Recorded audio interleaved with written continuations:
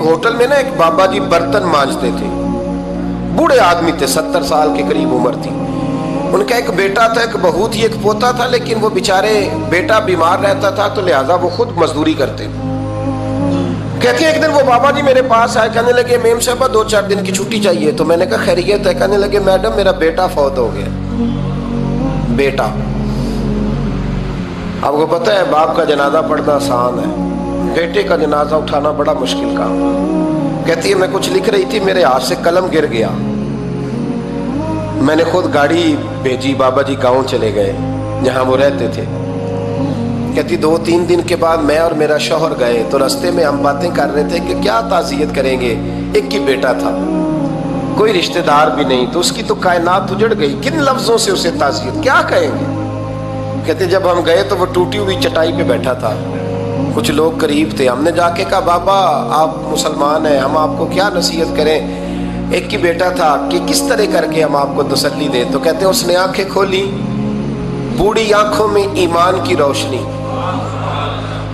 کہنے لگا be be کیا تعزیت کی بات کرتی ہو، میں نے کوئی پیسے جمع کرا کے بیٹا لیا تھا، خدا نے فضل سے دیا تھا، عدل سے لے گیا ہے، میں اپنے رب کے فیصلوں میں بڑا راضی ہوں. اللہ اکبر.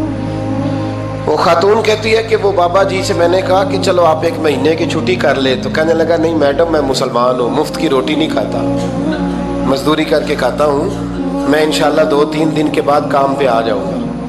کہتے ہیں وہ چند دنوں کے بعد آ گیا. اللہ کی قدرت کے ابھی 2-3 ماہ گزرے تھے پھر آیا، میڈم چھٹی چاہیے کچھ دنوں کی. میں نے کہا خیریت ہے؟ کہنے لگے وہ میری بہو بھی ہارٹ اٹیک سے فوت ہو گئی. کہتے اب میں بھی تڑپ گئی اور عیسائی ہو کہ میری آنکھوں میں آنسو آ گئے. میں نے کہا گھر کا دروازہ بند ہو گیا، اب یہ بیچارہ کیا کرے گا. وہ اپنے شوہر کے غم میں ہارٹ اٹیک سے فوت ہو گئی.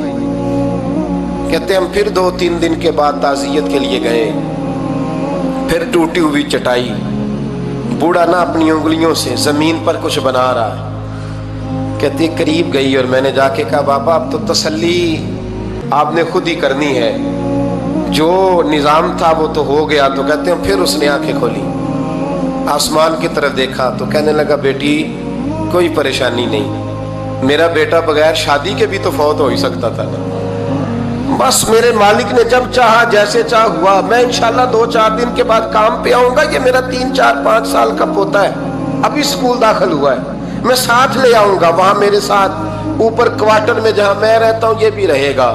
کبھی کبھی میں دیکھتی چھت پہ کھڑے ہو کے کہ دادا گھوڑا بنا ہوا ہے اور پوتا سواری کر رہا ہے. وہ سویرے اٹھتا اس کو سکول چھوڑ کے آتا، شام کو لے کے آتا، پیار کرتا، محبت کرتا. 3ری منزل پر ہم نے ایک کوارٹر دیا ہوا تھا، وہاں دادا پوتا رہتے. اللہ تو بڑا بے نیاز ہے. کہتی ہے اقبال ایک دن نا پوتا اوپر والی منزل پہ کھیل رہا تھا، اس کا پیر پھسلا، وہ گردن کے بل زمین پہ گرا. مجھے خبر ہوئی تو میں دوڑی، ایمبولینس منگائی. خون سے لتھڑے ہوئے اس بچے کو دادے نے اپنی گود میں رکھا. اور جب ہم ہسپتال کی طرف گئے تو ہاسپٹل بعد میں آیا، جناب اسرائیل پہلے آ گئے اور کہتے ہیں وہ گود میں دم توڑ گیا. پھر دادے نے اسے اپنے ہاتھوں سے غسل دیا، پھر اس نے اپنے بوڑھے ہاتھوں سے قبر کھودی اور پھر مٹی ڈال کے کہنے لگا انا للہ و انا الیہ راجعون. جے سونا ہی میرے دکھ وچ راضی، جے سونا ہی میرے دکھ وچ راضی. پھر سکھ نو چلے ڈاواں. کہتے ہیں وہ مٹی ڈالی اس نے اور جب وہ واپس پلٹا تو میں بازو سے تھام کے ہوٹل قریب لائی اور میں نے اس کے قریب کہا کہ بابا تو ٹوٹ گیا ہے، تو بکھر گیا ہے. تو کہتے ہیں یوں اس نے ہاتھ رکھے اور یوں آنسو چھٹک دیے. کہنے لگا میڈم کیوں میرے اندر کوئی عقیدہ نہیں، میں کوئی لوارث ہوں، میرا کوئی رب نہیں، میں کیوں پریشان رہوں گا، میں تو پکا ہوا پھل ہوں. تھوڑے دن گزرے کہ قبر میں جاؤں گا اور جب جنت میں جاؤں گا تو اللہ میری بیٹے سے بھی ملاقات کرائے گا، میرے پوتے سے بھی ملاقات کرائے گا، میرا رب ساری ملاقاتیں کرا دے گا. میں اپنے اللہ کی رضا پہ بڑا راضی ہوں. وہ خاتون کہتی ہے میرا اور میرے شوہر کا کلیجہ پھٹنے لگا.